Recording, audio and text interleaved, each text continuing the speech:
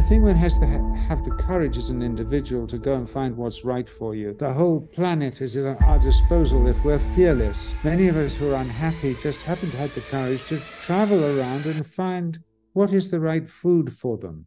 Intellectual, emotional, and physical. England probably isn't for everybody. Hello, my friends, and welcome to Take a Deep Breath. My name is Mike Maher.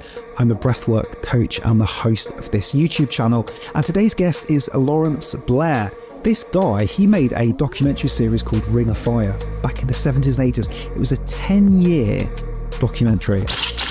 And it's probably one of the best documentaries I've ever seen. It's all around the Ring of Fire, which is kind of Indonesia, Borneo, all parts of Java in Indonesia and different areas, Komodo. And they're really showing you what was going on before mass tourism arrived with mobile phones and all that sort of jazz. It's just incredible. It's one of the most beautiful things I've ever seen.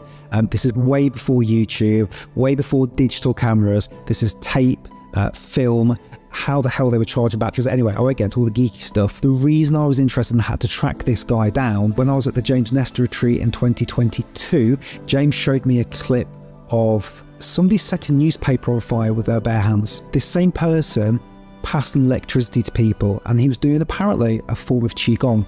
And that clip was from Ring of Fire. I have to know if that's real or fake. Something in me believes it's real. I've interviewed other people that spoke about it, but let's see how close we can get to the source. So Lawrence, one of the most interesting people I've ever met, the life of any party, he came and he explained it to me. So I'm so grateful to get this man's time. Friends with, Richard Attenborough, James Cameron, who did Titanic. This guy is connected to everybody. So we do link to the breathwork. We're talking qigong. By far, one of the most fascinating conversations I've had. So let's just get stuck straight in. So here is Mr. Lawrence Blair, filmmaker, one of the two brothers that created Ring of Fire. Enjoy.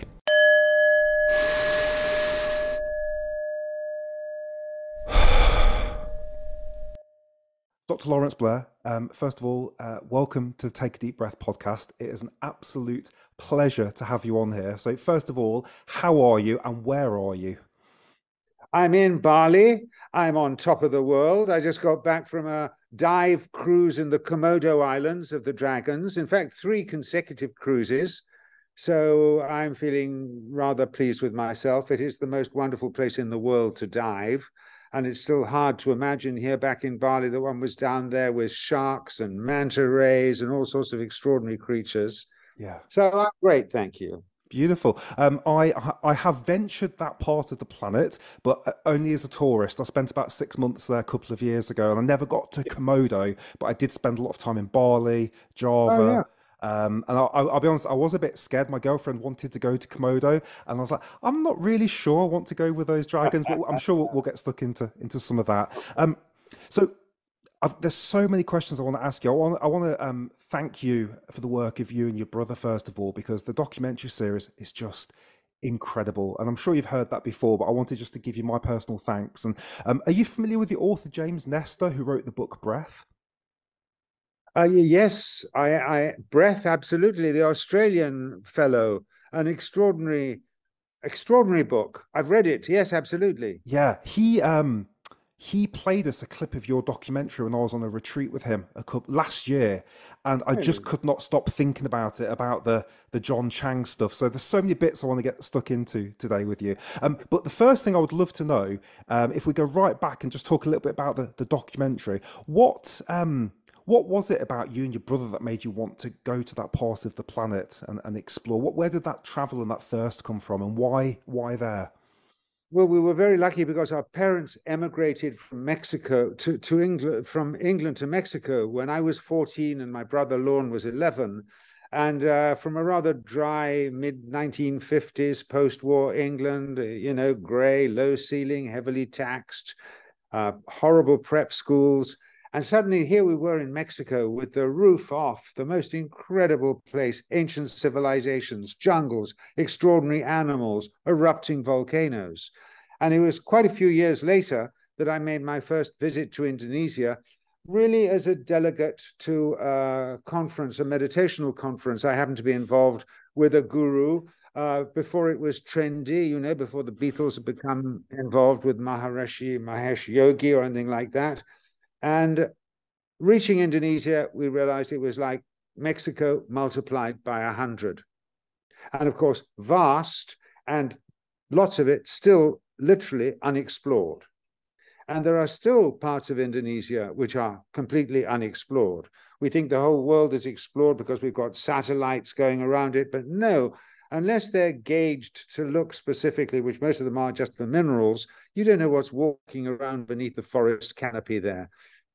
So that's what first drew me to Indonesia. Following a guru, a certain meditational group, which actually served us in great stead, because when we reached remote tribes and we couldn't understand each other's language, you could just sit there with them with your heart open, and they did the same because they're trained to do that from children. So it was a very useful device to enable us to become accepted by these remote tribal peoples, which, as you know, that's what we were really doing. I mean, my field, I'm an anthropologist, and I specialize in rather an obscure branch of it called Psycho Anthropology, which deals with the range of the human mind. And so we would initially data gathering for psychoanthropology, which required tracking down, finding, and ideally integrating with tribal peoples who had never been contacted either by their own governments yet or by missionary groups, who are the two first groups to contact these unfortunate people. So that's how it all began.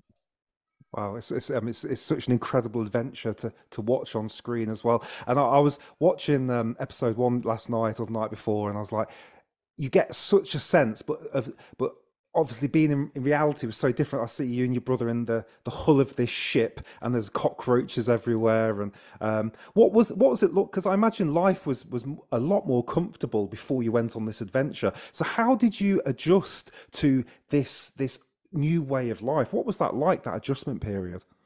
Well, you know, the discomfort of the boat itself, the danger of the boat, because it had a rotten mast, it has no motor, and it's over 100 feet long, and the timbers tended to come apart. They're built in such a way that the whole boat is flexible, and it was taking quite a lot of water, especially in bad weather, and also the food, to say nothing of the biting insects. The food was absolutely abysmal. Ground corn and salt, breakfast, lunch, and dinner.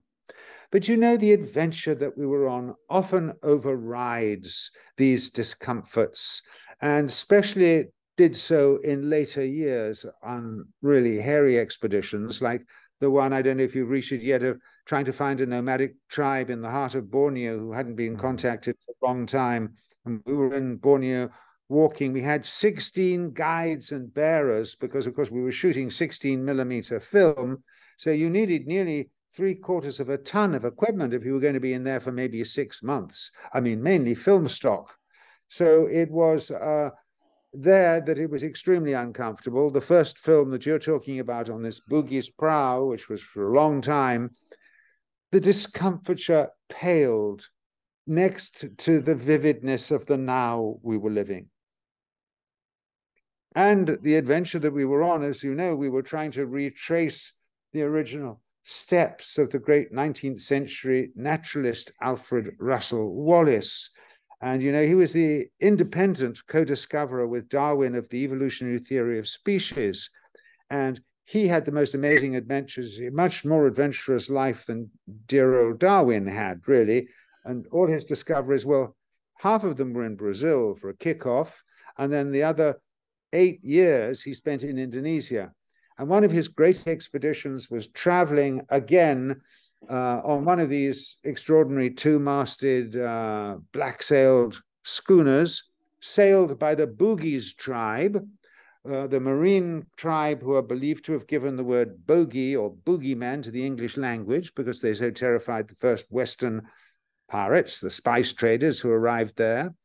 And Wallace's great journey was from Makassar, the capital of Sulawesi, about 1,500 miles eastwards through the Moluccas archipelago to the island of Aru, where he became the first outsider ever to see the greater bird of paradise dancing in its natural setting.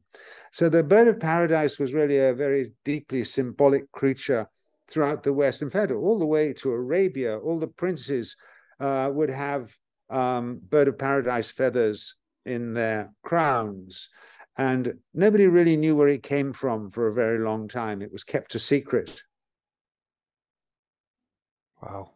It was our first trip, was trying to follow in his footsteps, as it were. Well, he was on a boat as well. Incidentally, we read his great archipelago. It was our guide, you know, it was our sort of Lonely Planet book. And it was written in, I guess, 1860 or something like that, maybe a little bit later. And it still is one of the great guides to Indonesia. It is just a wonderful compendium of his adventures and of all the different plants and creatures and peoples and the psychology of the environment. But he sailed apparently in considerably more luxury than we did, because then in those colonial days, or the Dutch were the colonial people in this part of the world at the time, their prows, at least their general passenger carrying prows, were really quite wonderfully smart. You know, you got 3 cups of tea a day and you get 3 proper meals a day, and you also had no engine. You were sailing in these sailing boats. But we were sailing really with the tail end of the tribe. It had fallen into disrepute. They were wandering gypsies of the South Seas at the time, when Indonesia was much more impoverished than it is now. And, you know, we left this little village with 90 other such vessels at the beginning of the season. 5 of them, we subsequently heard, never returned. There was a high mortality rate. They were very dangerous things to sail, because people had tended to have lost their original wisdom with seafaring. If you love breathing as much as I do, then you probably already know that breath work is one of the fastest ways we can change our state. We can induce feelings of concentration and focus. We can make ourselves relax. We can fall asleep. We can lower blood pressure, improve heart rate variability, improve lower back pain, and so many other things. But there's so much out there, right? There's so many contradictory methods. There's probably thousands of breathing techniques out there. There's hundreds of different people talking about breath work right now. It's getting really popular. And so it can be quite daunting to know where to start. Well, look, I've interviewed about 100 of the world's top experts now. I've got a whole podcast dedicated to it. So if you want to get stuck into those, absolutely can do. And you can learn like I've learned. Or for those of you out there that are thinking, do you know what? I just want to know the information that's bespoke to me right now, then I actually take on one-on-one clients. So I take on a very, very small amount of clients each month, and I build a package that's just for you. So we start off by doing your breath assessments. I will run through about 5 different ways that I can measure your breath. So we'll get a really good view of your chemistry, of your mechanics, of your nervous system, your sleep, really build a beautiful picture about what's going on with you right now. Then we look at your goals. Where are you trying to get to? What is it you really would like? If I could wave a magic wand for you right now, and you could get anything by using the breath, what would it be? And then we look at those 2 things, and then I help you then get that by building your own bespoke breath coaching package. So it's very exclusive. It's only a couple of people. It's direct access, one-on-one. They book up fast. So if you'd like to have a complimentary breath consultation with me, see if you'd be a good fit, then click on the link below. There's a small questionnaire to complete, and then we can jump on Zoom, have a chat, and if it's a good fit, then we can get stuck into your bespoke breath coaching plan. Thank you so much for listening. Now back on with the podcast. It's just unbelievable. I was again just blown away watching the footage, and I was like, you know, 30, 40 years ago, just truly incredible. And to have spent a little bit of time, nowhere near anything you did, but, you know, just to see what Indonesia looked like from my perspective now. Jakarta, you know, so busy, so many people, and so much tourism, and we got a little bit off the beaten track, but not, you know, not probably 1% of where you guys did, but it was a lovely place. Yeah, it was a lovely. And even then, it's quite an adventure. Even today, if you step off the beaten track, the tourist track, and all the tourists only tend to go to relatively few places, but any you know, adventurous backpacker can find himself in 2 centuries ago where nothing has changed at all. Yeah, just incredible. I would love to understand a bit more about Meditation. So when did your journey with meditation start? What even is meditation? Because so many people give me so many different versions of what it actually means. I'm confused. Well, I And think there are different versions of it. Quite rightly, there are different versions. This thing was called Subud, S-U-B-U-D, and the story they told about it was seemingly rather hard to believe. But this particular character, he was walking with, he'd already had a reputation of being wise and interested in what is behind the scene, what's going on in Asa as well as everything outside. And they tell the story that he was walking with 4 or 5 friends of his across a tropical heath, you might call it. And he was struck, they tell us, by slow lightning, whatever the hell that is. Anyway, everybody saw it. It was as if it was slow. You do have fireballs in Indonesia. They do move slowly. You do have rather extraordinary electrical phenomena also, other forms of it. Anyway, this slow lightning, he realized that he was sure he was going to die. And he realized the only thing to do was either to carry on resisting it or to surrender to it. And he chose to surrender to it. And then he realized that with an effort of will, he could stop it, whatever it was. Lightning had gone, but this extraordinary feeling was there. Later on, he discovered that with a gesture of surrender, it would penetrate him again. And it would move anybody else in his immediate vicinity. And that is how it began. People, I mean, from an outside point of view, it looked like a bit of a madhouse because everybody was just responding to whatever this energy was. Other forms of meditation can also take you to this place where you are being fed by whatever it is. Perhaps it's like the equivalent of sunlight and water on a plant.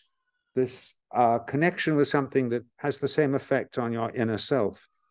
And it enlivens you in all sorts of funny, strange ways. It affects your dreams. But it was suggested you never did more than 2 half hours a week because it could drive you crazy.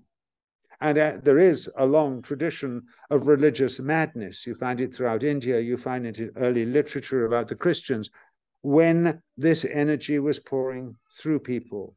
So it was rather like religion, naked of any of the dogma that all religions become encrusted in, explanations as to what it is, how you should behave in your everyday life. None of that was there.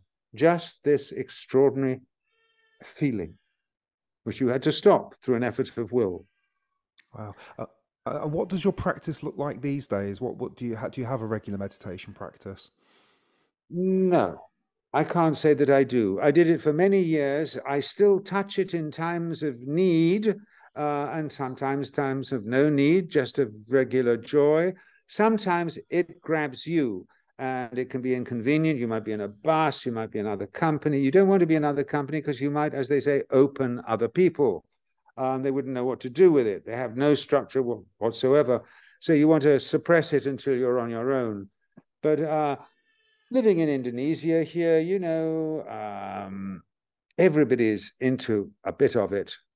Everybody is brought up with it, and especially in Bali, of course, where you have these constant rituals and ceremonies going on to recognize the unseen world behind the growth of plants, behind certain bridges or waterfalls that are believed to have slightly more energy than other things. They're animists. They believe that there is this power in everything in the living world. Whereas in our Western world, we kind of constricted all that to rather big old buildings and completely lost the feeling of what it was all about. And it's one of the things that's kept me over here because they are still very much in touch with this side of their natures. And that in turn opens them up to experiencing the natural world in a completely different than intellectual way.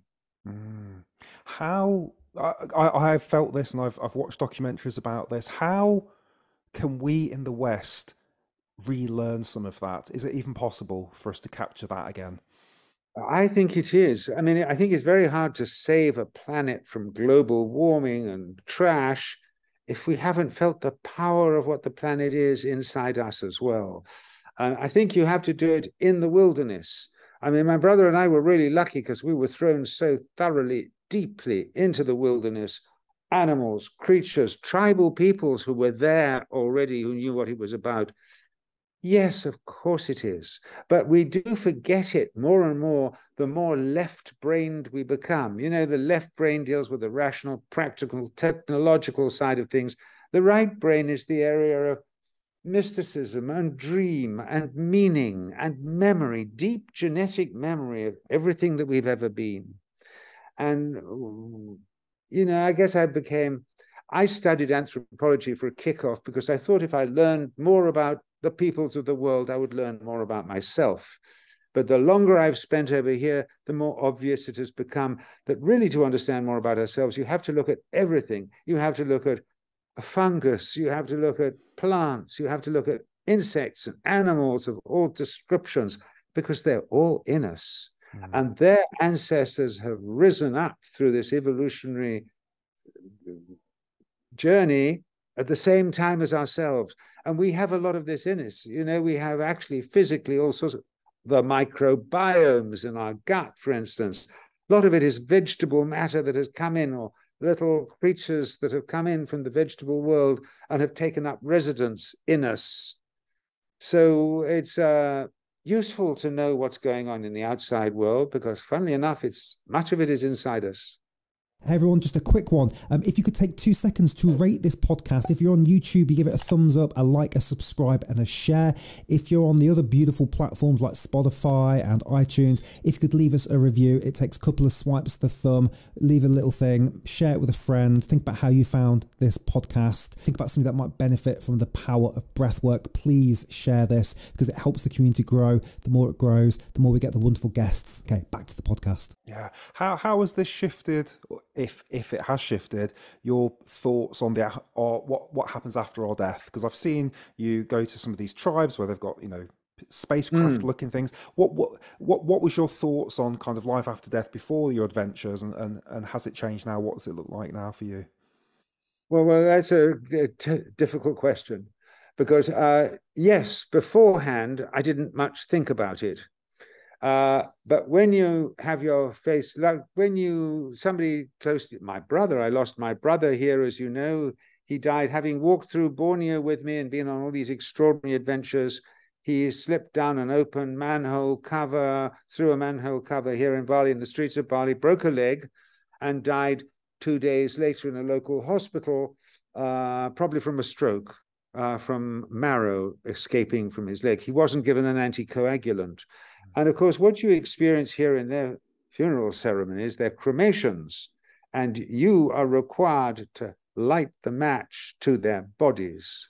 So it is unlike us in the West who cushion ourselves against death. Here it's very much in your face. And it has the advantage of revealing that the person you knew and loved is no longer in that body. Where it goes, I would be dishonest with you to attempt to tell you, except I have been in, say, general anesthetic situations in hospitals, which I always use as much as possible to see, okay, let's see what it's like. Let's see if I can bring any memory back from this. And I have had sufficient interesting experience to strongly suggest that I am not my body. Interesting. But I don't pretend to be an expert in that field, though I should be. Do you fear death? No, I fear the business. I fear the fear of dying. But it would be foolish to fear something that is absolutely inevitable, and which belongs to us throughout our earliest history. I suppose I'm apprehensive about a premature death. I'm 81. I don't feel as if I've finished yet. I've got stuff to say, things to do, places to go. Yeah. I'm involved now in a whole new film series, which is kind of called my bluff a bit. I don't really fear death itself, but the process of dying is slightly awe-inspiring, is it not?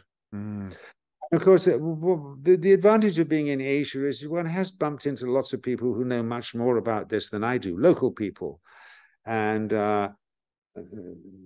they have always made it clear to me that it doesn't, it shouldn't be something that consumes our thinking too much, but it's very useful to be prepared to die at any point in one's life. If you suddenly find yourself in an upturned, burning vehicle, shouldn't be too much sweat. You should have found that place where you're prepared to let go. Wow. Have I succeeded in that? I don't think I have. We'll find out. Yeah, well, I guess we will all find out at some point. Yeah, there was a Steve Jobs would give this quote a lot, saying, "If you live every day like it's your last, at some point you will be right." I'm not sure who gave the original quote, but it wasn't him. Well, it's close, I know, and it's not exactly comforting either. That's true. That's true. I'd love to talk a bit about your freediving experience. I had a go at this in Corfu last year with a chap that held his breath for 10 minutes. He set the world record a few years ago. And so I didn't get anywhere close. I got like 3 minutes, but still, I would love to know, like, what was your experience with freediving? How did you learn to hold your breath under the water? What techniques were you doing, if any, to get those long breath holds? Well, look, I think you might be referring to the end of that film, A Spice Island Saga, the sailing boat, where we were amongst the pearl divers of Aru, who were diving with old-fashioned helmet diving equipment to 90 feet. That's what they were doing. My brother was much bigger chested than I was, and he could stay under much longer than I did. And he was also mainly the filmmaker. So I stayed up on deck. Our camera housing was leaking, and he would dive down to 90 feet. We knew it because that's what it was. You had to know how deep the guys were. You could see it measured there. And he just had time to do a bit of a sweep past, rather rough footage of these guys staggering through the coral, trying to pick up pearl shells as they went. If they slipped up, they'd be dragged by the boat, through all this stuff. So this was long before the concept that we've now developed, our understanding of, 10 minutes. 3 minutes is remarkable too. But he managed to do that because he was a tough bastard, I suppose. But there's a tribe here in Indonesia you've probably heard of called the Bajo. And they're one of the wonderful marine tribes of Indonesia, like the Bugis. And they specialize in diving, and they empty their lungs completely. And they go down to, up to 120 feet. They walk along the top of the reef in bare feet, neutral buoyancy. So they're not fighting, staying down, and then spear their fish, collect whatever they're doing, and come up to the surface. And it's only recently been discovered that these Bajo people have actually developed larger spleens, because the spleen is what helps you oxygenate your blood. And if you have a much bigger spleen, you can stay down much longer. So in short, yes, if we push ourselves over an extended period of time in certain areas, we can adapt to it physiologically. We can suddenly do extraordinary. The Nepalese who can walk through the snow barefooted without any trouble whatsoever, and these deep divers. But it is a fascinating thing. This I've just watched this Netflix film of these people diving to great depths, and it is a meditation in itself. You see, you're going right inwards to be able to hold your breath like this. It isn't like a clenching. It is more like a surrender to what's going on inside. Yeah, you might find this quite interesting then. So I interviewed the chap that did the long breath hold, Tom Zitas, right. And he said something really fascinating. He said he tried different emotions to see which one would give him the longest breath hold, and he tried frustration, happiness, all these different things. And he said the one that gave him the longest breath hold was joy, and so the emotion or the feeling of joy gave him the longest time, Wonderful. which is a surrender Wonderful. in itself. So yeah, of course. yeah. And I was also talking to people. Well, I'm lucky enough, occasionally I have dinner here in Bali with James Cameron. And of course, all his stars learned how to hold their breaths for extended periods of time. And yeah, it's like, this thing, my field of psychoanthropology, it deals with belief. And, people argue you can't even see what you can't believe is possible. You see something else instead, maybe flying saucers, whatever. But now it's easier.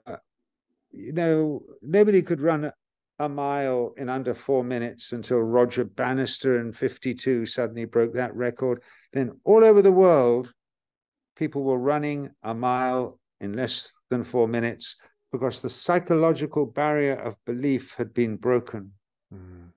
And that works so powerfully with one's own individual self as well. You can break barriers of what you tend to not believe you can do. Yeah, it's fast. Just for a layperson like me, can you just explain what is psychoanthropology? How would you explain that to me that has no idea what anthropology is? Anthropology is the love of human beings or the study of human beings, and it is the study mixed with or added to psychology. So it is really, you're studying you have social anthropology, you have physical anthropology, bodies and societies. Psychoanthropology is dealing with the human psyche, the range of the human mind of what you can believe. And for instance, when we first came to Indonesia, our bogies aboard our boat, they didn't believe that we had walked on the moon. And we didn't believe that they could walk on fire without getting burned. But we now both know that it's possible. Therefore, both of us would be capable of doing it. Our bogies could walk on the moon, I could walk on fire. And many people have in the West. So it has a lot to do with belief, which in turn affects our bodies. I did some quite intense breath work a couple of times in my life, and I've experienced some incredible, I've not done any sort of psychedelic drugs, but I have had these incredibly powerful experiences where I've been communicating with something, or I've had huge emotional releases. Have you gone down that route at all? Have you played with any big breath work? And have you experienced anything? Well, I mean, I have played with psychedelic drugs. I'm a psychoanthropologist. You want to know what's going on out there. Yeah. And of course one has. And also, without any assistance from drugs whatsoever, when you've been in the forest for an extended period of time and you're short of food and you've been bitten by tons of insects, you're put into an altered state of consciousness. Altered states of consciousness are very useful because one of the drawbacks of human psychology is we tend to want to stay in our boxes. When we know what works for us, we don't want to explore anything else. It doesn't matter if it's wrong, if the belief is incorrect. As long as it works for us, well, there's a lovely quote, I can't remember who it was, somebody who said, people love an entirely new idea as long as it isn't too different from the old one. Yeah. And that is more of a problem the older we get. I'm starting to feel, as well as I start to, as the years start to go by, I feel it's like harder. I was on a roller coaster last week and I was like, this is awful. Whereas if you spoke to me 20 years ago, it was the best thing ever. And apparently I said the most British thing. I was on halfway through the roller coaster. I was like, this is so unnecessary, just being thrown around. Anyway. Okay. This might be a good time to jump into the John Chang stuff then, if that's okay. And I spoke to, I might be saying his name wrong, Tivia Feng, who is like, he runs White Tiger Qigong, and I believe he's had a conversation with you. So just for the viewers, I saw this clip of this doctor with you and your brother, and he was doing some electrical work, with the needles. I've got some questions about it, but could you bring that scene to life for us a little bit? How did you find out about him? Why did you go to him? And what didn't we see in those scenes, if anything? You didn't see lots. And what you do see has been on YouTube for like a pile of years. It's got millions and millions of hits because it is rather fascinating. And how it happened was that my brother and I were making a film about mystics, magicians, wise men, sages, anybody who is representative of what Indonesia really has, or what tribal peoples really had. And we traveled all over the place, following leads, Sumatra, throughout Bali, Java, southern Borneo. We found a lot of charlatans because when people are believing, open to believing, as a lot of them are, were more so than they are now in Indonesia. They're easier to con. We also found some real McCoys, people who had put an enormous amount of time and effort into this. One of them was the fellow, he wouldn't let us film him. And so we called it, his name was, he died just as COVID began, not of COVID, but we've lost him. But he's still easily findable under Dynamo Jack, which is what we called him, because he didn't want his real name to be given out. And he was quite extraordinary. What he told us was that he'd learned this technique, an ancient technique derived from China, Chinese technique. He'd learned it from a Chinese guy who'd escaped the Cultural Revolution in China, just sold bananas in the streets of Surabaya. But he got 4 students who he wanted to teach this to. The other 3 dropped out, but DJ, Dynamo Jack, stayed with him. In fact, he died, this master, before Dynamo Jack had got as far as he wanted to. He really needed some help because he began finding what was happening. What happens through this meditation is, he says, you begin distinguishing between 2 distinctive flows of energy, chi energy, which isn't really electricity, but it's the equivalent, and it's the biological side of it in our bodies. And once you can distinguish between yin and yang, you can begin pooling, in this case, yin energy in various chakras, pooling it, and then you can project it. And you can project it with a mixture of yin and yang energy, he says, and depending on the mixture, you can pull things into your hand, which is, I've seen, you can project things, and you can ignite things. But he just used it for healing. And he sometimes used the needles, and he sometimes just used his bare hands held either directly on the body or just above it at certain chakral points. So strong that he had a grounder who had to hold the feet of the patient. And my brother and I followed him on numerous occasions on his healing rounds throughout Java and acted as grounders, incredibly strong energy coming through. And we watched him do strange things. He took our newspaper on one point and he crunched it up like this. This is what you probably see. Puts his hand over, he goes into this sort of state, and lo and behold, ignites it. So in a series that I made for Sky TV UK in 2006, it shows where I brought a group of scientists back from the UK who were from the US, who were quite convinced they were going to find that he was a fraud. So the first thing they did was Gauss meters, all sorts of metal detectors to find out what he was doing. Nothing they could find.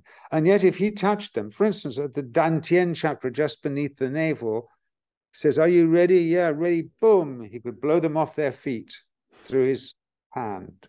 Yeah. And then we had him doing other weird things, lighting LEDs, light-emitting diodes with his hands.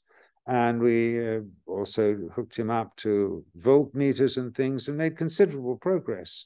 So they could not find how he did it. But then he took us out to give us dinner at his local Chinese restaurant, big table, formica surface of the table. He got a bit excited, took a couple of chopsticks and tried to push it through the top. He couldn't get it through the formica. It broke the chopstick. One piece of the chopstick went into one of the people present between their eyes and they bled. He then knocked off the chopstick, broke it off and hurt himself and began bleeding. And then he came down next day to breakfast. He was totally mortified.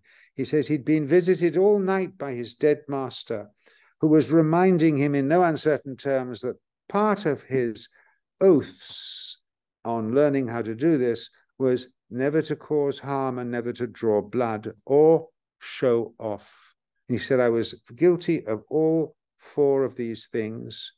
That's it. I'm so sorry. Bye-bye. Wow. You know, he says there are about 5 other people. He was also a healer to the president of Indonesia and to some of his big generals. And part of his sect made it clear he was never allowed to ask for money. But people were allowed to bring him gifts, chickens. The president gave him the gift of educating his children in California. And he was loads of fun. He was a real human being, addicted to tennis on television. I was going to ask what was his kind of overall view of life? What so he sounds like he said he was fun, but what was it when he wasn't doing these particular things? What was he like as just a general human being? He was a lovely guy. He was a lovely guy, full of laughter. As a personality, he was extraordinary. The reason he wouldn't let us film him, he said, was because the first time a Westerner sees this sort of stuff, the first thing they think of is, how does he do the trick? And he said, if I explained to them that everybody could learn this, they just had to put time and effort into it that we in the West put into technology and flying airplanes and all this sort of stuff. If they just put the time into it, the right brain time into it, we could all do it. When they hear that, he says, Westerners think he is both a liar and a trickster. So why bother? He's already got tons of people he's treating all the time. And the main thing is that he was so successful as a healer. Even a straight doctor, if he's got black fingers and people are dying underneath him or not getting better, he's kind of out of business. You've got to be good at it. And this guy was extremely good at it.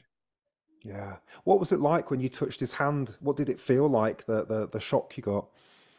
It's like that was more like electricity. It was like a shock.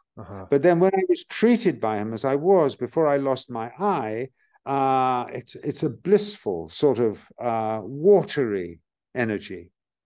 But the thing you're referring to is when he says, you want to feel this? And he touches my hand. Are you ready? Boom. That was a shock.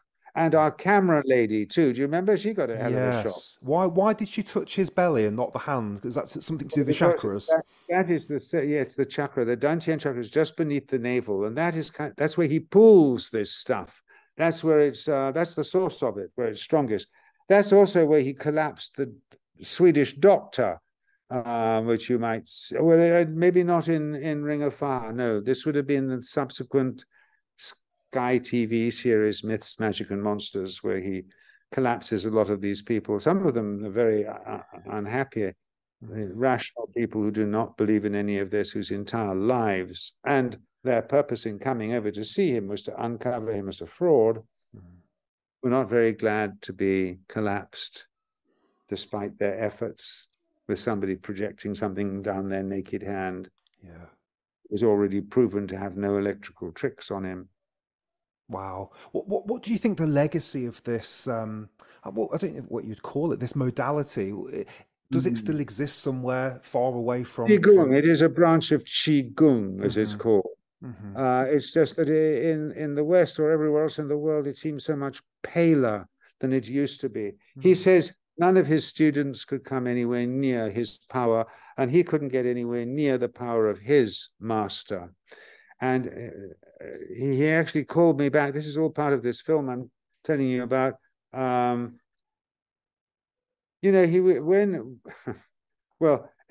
He called me back there, asking him to make a film, asking me to make a film of him. He says, because this energy was dying out everywhere and he wasn't going to last forever. People should know what magic they have locked inside them. Yeah.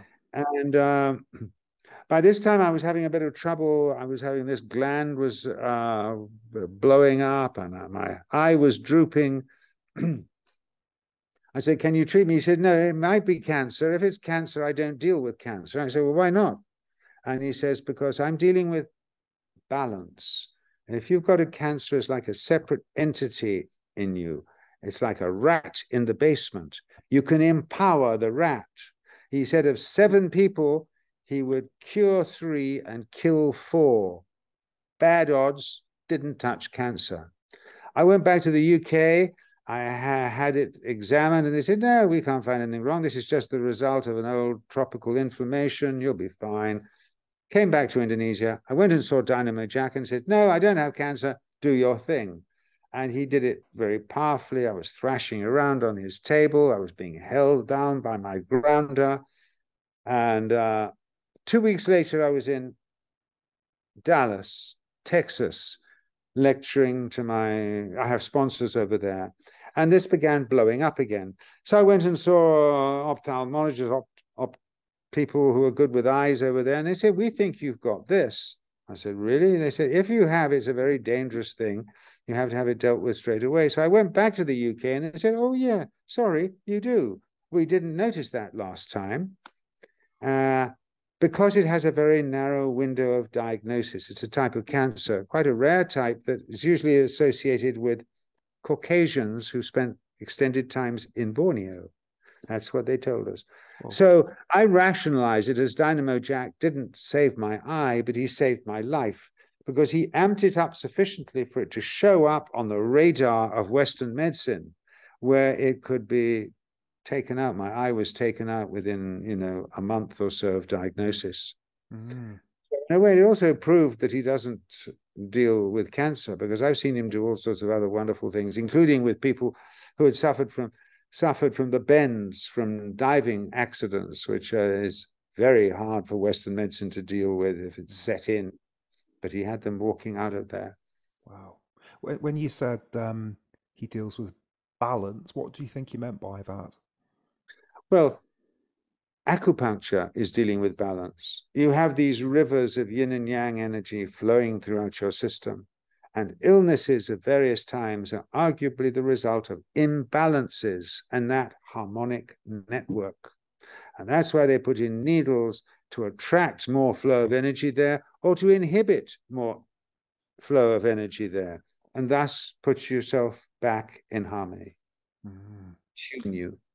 It's interesting. I had a session with a coach that was coaching me last week, and she was telling me I need to go and do some yin yoga because I'm far too unbalanced in the other way. Yeah. I'm lifting I'm too yang, she said.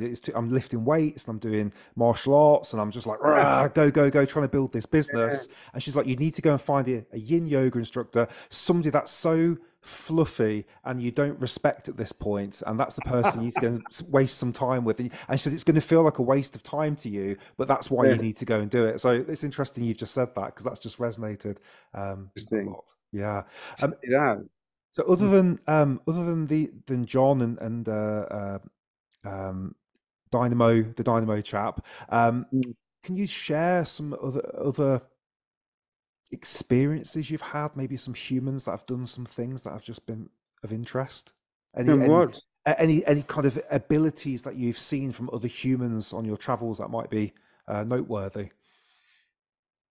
Well, he was the most overt and obvious and extraordinary man, because there he was in front of you, seemingly manipulating this energy. But there have been many other instances where one encountered what we might call the supernatural. Or if it doesn't exist, one encountered something that behaved the way supernatural might behave if it did exist. There was a particular place where we used to have to walk in the old days. You used to walk at night back to your house, and it was an old stream, but it was very vertical. There were now steps up, over covered with jungle, very dark. But if you were at the top before going down the steps, you could just see a dim glow at the end of this tunnel. If you were at the bottom, you could just see a dim glow at the end of the tunnel at the top there. So you could see if people were passing you or about to pass you. I remember going down there on several occasions, walking down, and I felt somebody passing me, absolutely passing me, because there had been occasions when people had passed you. But this happened on several occasions, and I remember looking up again after I got to the bottom. There was nobody there. There was nobody in that tunnel. And I remarked on this to my local Balinese friends, and they said, oh, yes, that's the place where some lady, when it was a stream, had fallen down it and broken her neck and died. And that it continues to be haunted. I mean, that's a story that we could tell from anywhere, especially in the UK. We're a fey bunch who the Americans laugh at. And but this was a particularly vivid experience for me.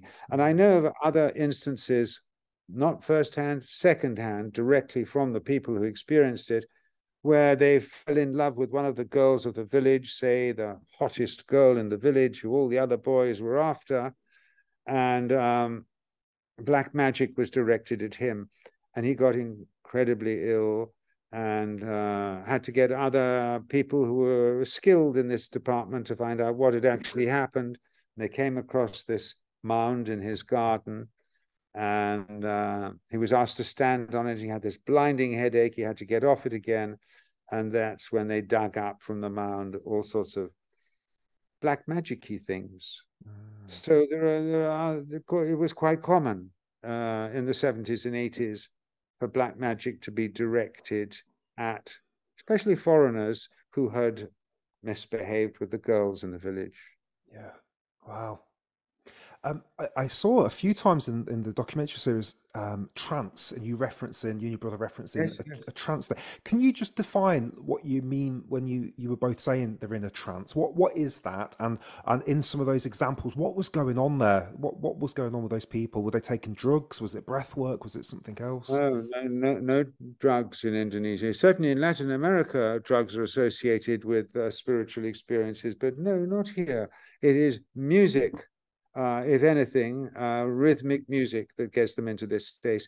And they are taught from youngsters to be able to go into a state of trance. And many of the great dances are done in a state of trance. And it was the case that if you had these shadow puppet theaters where you got like 120 different characters, you got one dalang who is speaking in all these different voices and directing an orchestra at the same time, he is said to go into trance. In order to be able to speak all these voices, they have to be able to speak through him. He is channeling them. So if you like, children are taught to go into a state of trance in the recognition that there is something bigger than themselves. And also it is to teach them how to eject the wrong things in them. Because of course you can absorb, you can channel bad energy. We don't know if they're they say that they're coherent spirits. I don't know, but that's something that you watched a great deal of, especially in the early days. Nowadays, it's mainly done for tourists. Right. What's your thoughts on human consciousness in terms of is it within, or are we receiving the consciousness, or is it within us? I know we talked about death at the start, but I know it's a little bit nuanced. Well, I think it's more received, understanding how the brain works. We, for the last few decades, have been cutting up brains to see where it is. To me, that is like taking apart a radio to reach the station that is picking up. And also, I'm involved now in what particularly interests me in this new series of films, which I hope we all see on Netflix one of these days, is about consciousness in nature. And that is a very good case, increasingly can be made, for the fact that the planet itself is a single self-regulating organism. And it may be, there's this whole series of wonderful ideas too of distributed intelligence or emergent behavior, where you get lots of creatures of the same species, and beyond a certain point, they begin behaving like more than the sum of their parts. They become superorganisms. And I think there are superorganisms moving through our natural world, and I think human beings might even be a superorganism themselves. We know as individuals we're superorganisms. These microbiomes in us run us in many ways. We're not, as we thought, the captains of our ship and the masters of our fate. All these things are going on within us, have learned over the millennia to keep a homeostasis going, a balance going, keeping the whole thing together. But we're not one thing. So consciousness definitely is more outside us than inside us. And it just depends the degree to which we can receive what is coming in. Yeah. Yeah, I've only seen a few podcasts on this, but it's very fascinating to me what's going on with fungi and the connection. And there's like an almost like an internet around the planet. Again, this is just my small Yes. 0.1% of this, and how everything's connected, and different Yes. trees are giving nutrition back to other trees. And Yes. yeah, Oh, yes. yeah, That's a fascinating. wonderful field of discovery. Mm, Yeah, obviously, from fantastic fungi. I mean, it's just such an eye-opener to realize that forests are conscious insofar as they have this mycelium connecting all their roots, which acts as not only to pass on electrical information, etc., and nutrients, but it functions as sort of collective memory.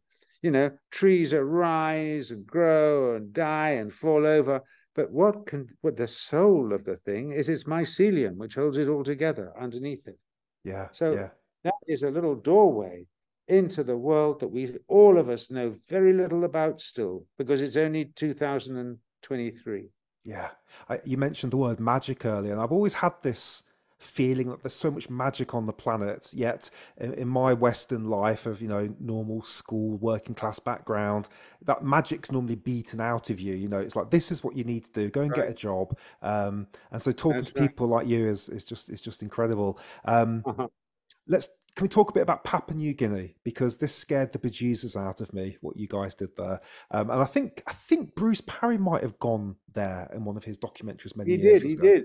I don't think he went to the Asmat. I think he went further north. Wonderful films he produced about Mm, that. But yes, this was the Asmat tribe had the distinction of being both headhunters and cannibals, which is rather rare. You're usually one or the other.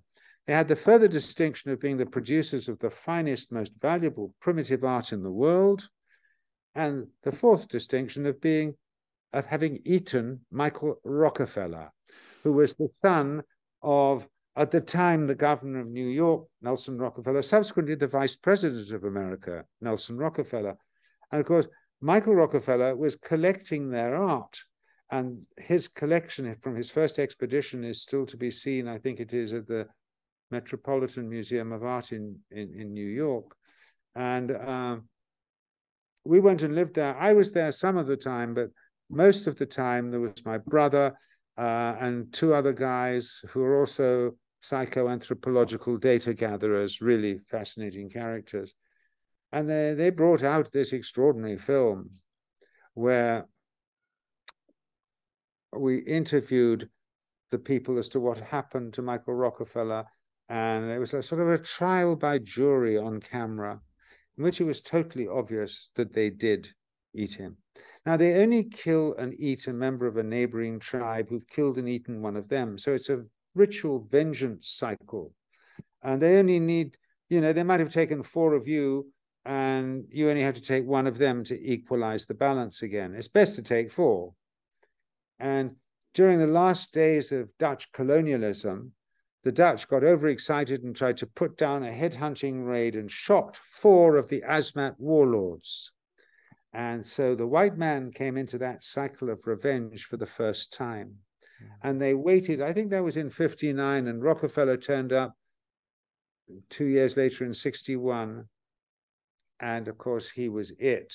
This was their chance to equalize the balance, to sacrifice a white man. And Rockefeller was the son of a family of oil and steel. He was a child of the tribe of steel. The Asmat people don't even have stones in their great alluvial swamp. They're pre-Stone Age people. They call themselves the men of wood. And of course, it is steel that cuts down the forests of the world. And poor old Michael Rockefeller finished up as the sacrificial goat to the men of wood. It's a wonderful story, and it's an amazing place to spend any time in. yeah. You're completely naked. As they do, you ate sago grubs still alive, wild boar that they brought in from the forest. It's pretty incredible.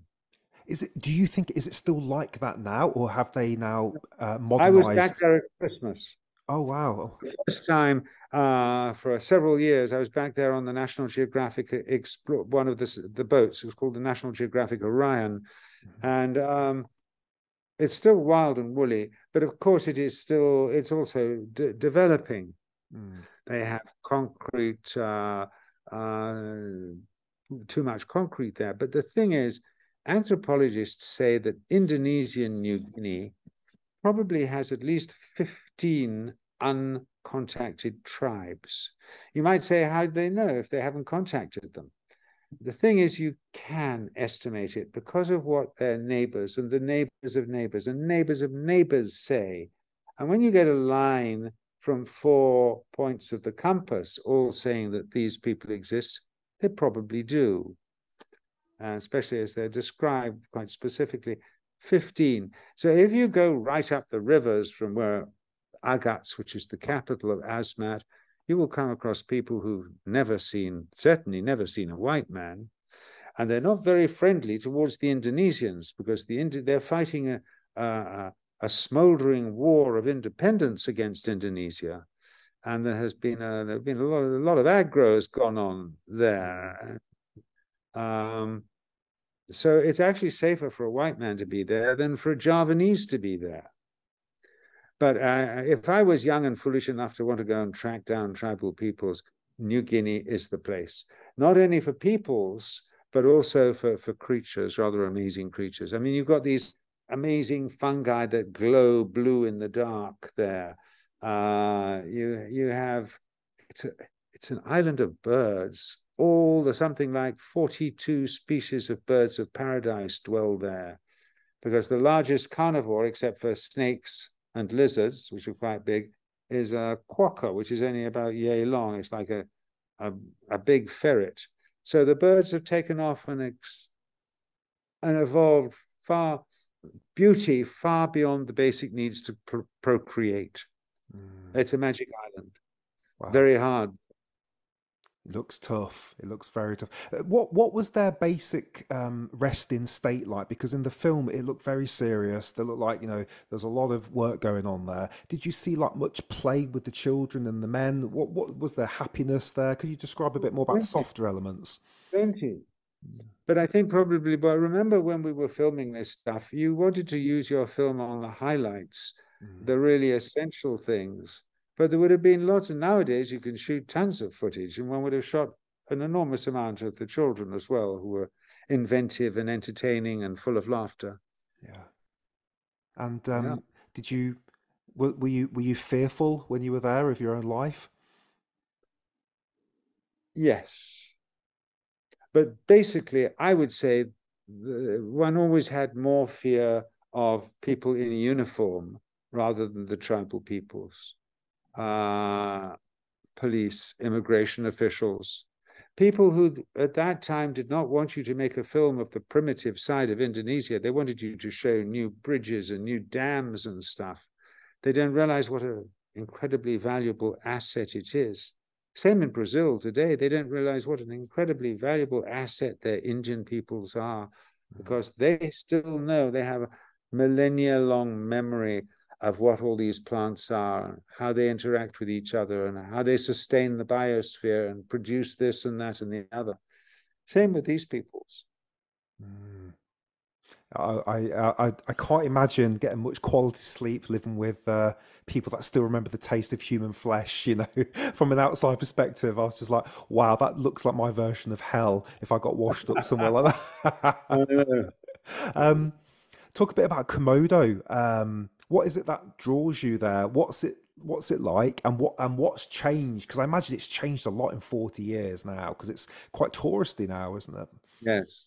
I mean, when we first went there on these explorer ships, you couldn't even guarantee showing people a dragon. You would go ashore and you would look out for circling birds of prey, make your way underneath them and hope it was a pile of dragons feasting on some dead creature.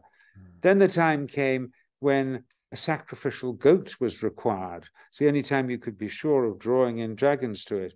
Trouble is a bit dangerous there. So what you did was you lowered the goat down into a riverbed, and the dragons went and ate it down there. But the dragons soon learned where the goat came from, at the top of the riverbed. So they were up there waiting for you. So a fence was put around there. And then the tricky thing was, how do you make your way from the beach into that enclosure? Because the dragons are waiting for you now on the park, on the pathway on your way in.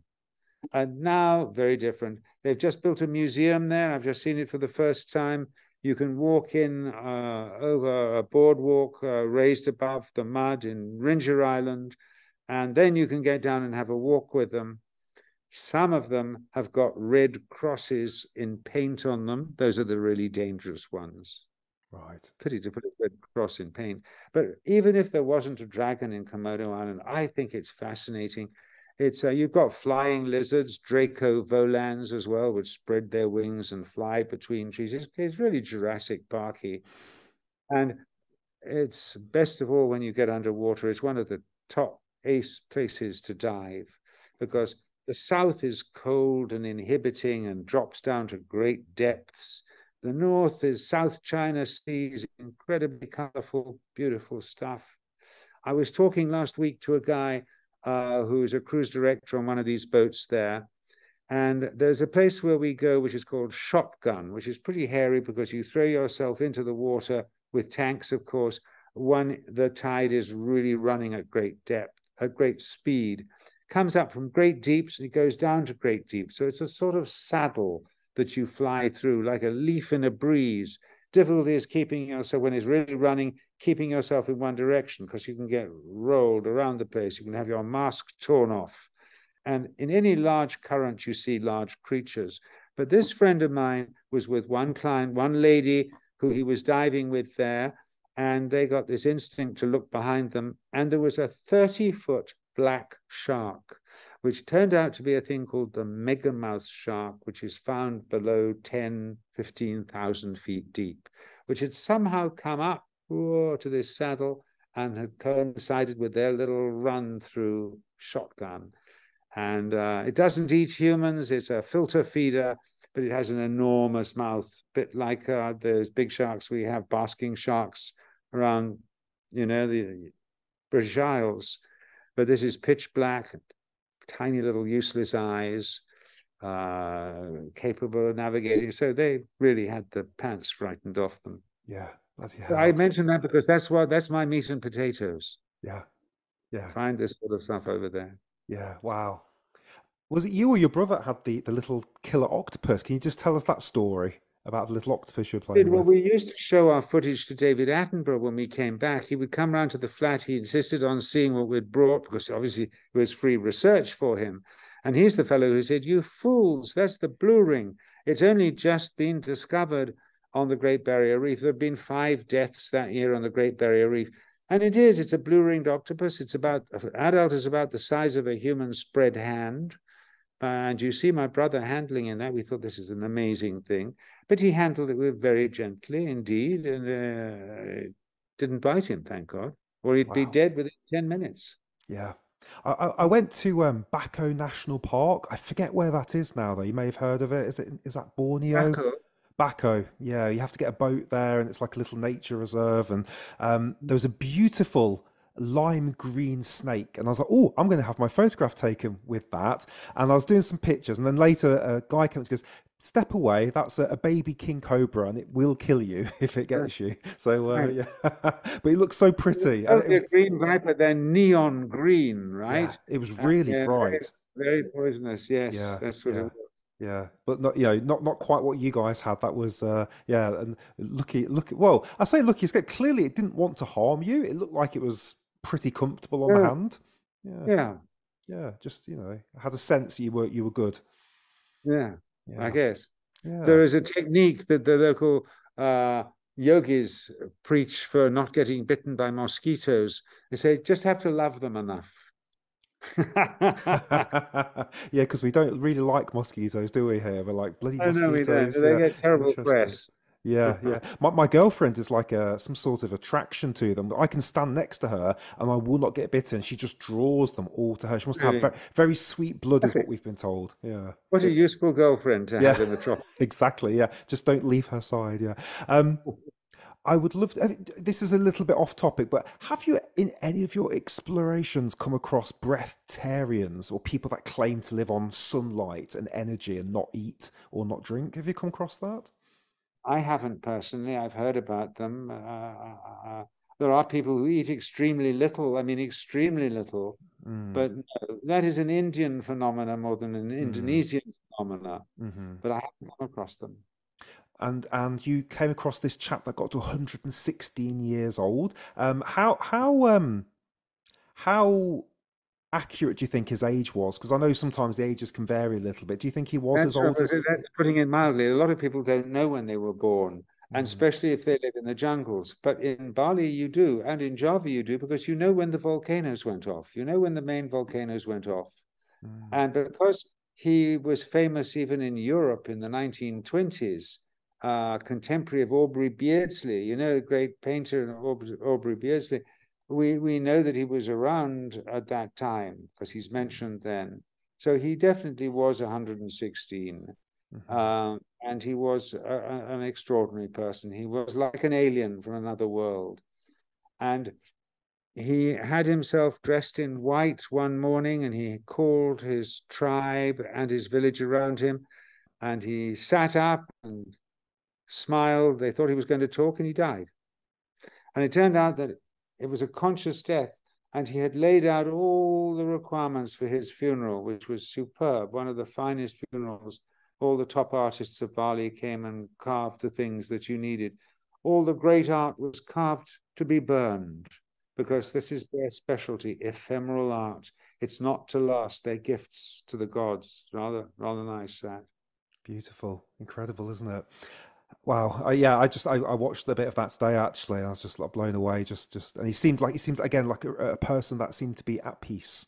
He just seemed Yes, happy in those small clips that I saw. That leads me quite nicely on then. So, as I've always had this feeling here in England that we've strayed so far from the path of where we're meant to be. And I can't really be that clear about it, other than I feel that we're very isolated now. We live by ourselves. We're eating the wrong foods. We're inside so much. We're breathing poorly. All these different things. And that it doesn't seem to be getting any better. It seems to be getting worse. And technology and everything else. What are your thoughts on where we are heading? Is it a positive one? Can we pull ourselves on the right path? I know it's quite a big question, but you've seen so much, and there's probably so many lessons there. So first of all, where do you think we're heading, and what are the big problems that you foresee for England and those sort of countries? I think one has to have the courage as an individual to go and find what's right for you. Uh, just because we were born in England doesn't mean that we have to live there. We are earthlings. The whole planet is at our disposal if we're fearless and don't see ourselves as requiring to be in our own nationalist place of birth. And I think that many of us who are unhappy just haven't had the courage to travel around and find what is the right food for them, intellectual, emotional, and physical. Mm, Uh, England probably isn't for everybody. Scotland and Ireland, but they have, for me, as somebody who lives so far away from it, I just see the great side of it. I just see the poetry and the language and the niceness of the English, actually the compassion that the English have that should never be forgotten. There are great qualities about the UK people that perhaps in your temporary moment of misery you forget. mm. That's very. I love that. That's a very nice way of looking at it. Um, so from Well, your, oh, I've got to wrap it up a bit. So sorry, but it's already 10 o'clock here, and I've got no, you no, wouldn't no believe problem. Yeah, let's pull it down. Thank you. Sorry. Yeah, I thought we had a little bit more time, but yeah, no, it's very late where you are. So yeah, thank you. Let's. and Do you, tomorrow's a big film day. They're all no, coming in. completely. And thank you again for your time. If we can finish on one thing, then. So, what's one book you would recommend for people if they wanted to go and read something to learn more about what's going on in Indonesia and how to live life in those ways? In Indonesia specifically. Or in general, Uh, let's open it up a little bit. Can you recommend some books maybe that people could go and delve into? Well, I mean, okay, there is the great classic about Indonesia by Alfred Russel Wallace called the Malay Archipelago. Okay, it's over 100 years old, but it's just, to me, beautiful stuff. Maybe a little impenetrable if you're not coming here or don't know this place, but that is a great read still. And then, of course, the book that's been blowing me away, and I'm reading it for the third time now, is Merlin Sheldrake's Entangled Life. We were talking a little earlier on about mycelium and the discovery that it is its own kingdom, you know, like plants and this and that and the other. Mushrooms are their own kingdom. And they've been here on land before any of the others of us, and they do the most extraordinary things. And it is like opening a doorway into another universe. He writes absolutely superbly, this fellow Merlin Sheldrake, and it is one of the great books of our time. So it is science, which is a ripping read. I will pop those down. I can't help I can't help recommending his father's books too, because he has a most remarkable father called Rupert Sheldrake, who's also a scientist, Cambridge scientist, who spent his time meditating in India as well, and has somehow brought two sides of the brain together in wonderful work. Things like dogs that know when their owners are coming home. Things like a sense of being stared at. How many of us know that somebody is staring at us, even from the back of our heads? All this subtlety that we in the West have drowned out with sound and light, but which is our birthright and which is the key to our happiness if we understand how these subtle things work. Stuff like also when you haven't heard or seen a friend in many years, and you suddenly get a call out of the blue, either from them or from somebody else saying they've just died, indicates we're connected at levels we don't know anything about. I love that. Magic. There's magic still in this world to be discovered. Yeah, very much so. Lawrence, I'm eternally grateful for your time, your stories, and everything you've done. So thank you so, so much. And I look forward to seeing your new work when it comes out in the future. And thank you for your time. Good night, sir. Take care. Good night. Cheers. Good night. Bye bye. Every breathcast, every take a deep breathcast going forward now is always going to have a different breathing exercise. Breathe well, my friend, and enjoy this breathing exercise. Thank you so much. Cheers.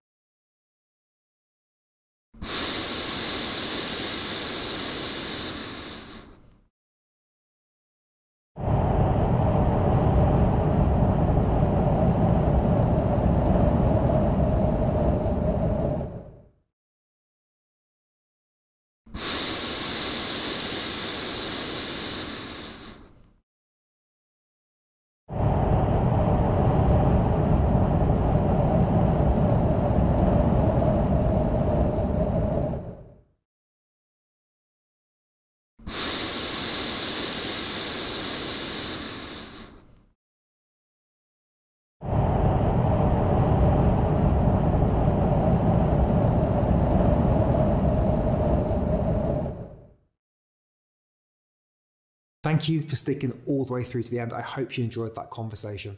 There's literally a million things that you could be doing with your time right now. And the fact that you gave it to this conversation, I really want to thank you for that, because your attention is super, super valuable. And I hope you got a lot of value from this.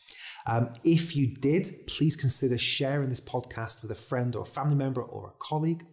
And if you haven't done so, just a reminder, grab that free PDF that I've got, my 7 favorite breathing exercises. Super simple exercises that you can just click on. It plays them through YouTube and you can just practice different things, getting to sleep, reducing stress, firing ourselves up. So that's just a really quick thing. It's a bit of value that I can give you as a bit of a thank you. And it means that you can kind of just get some practice in on some of these different techniques that are out there as well. And finally, I just wanted to mention that I am open to breath coaching. I only take on a couple of clients each month because it's very bespoke.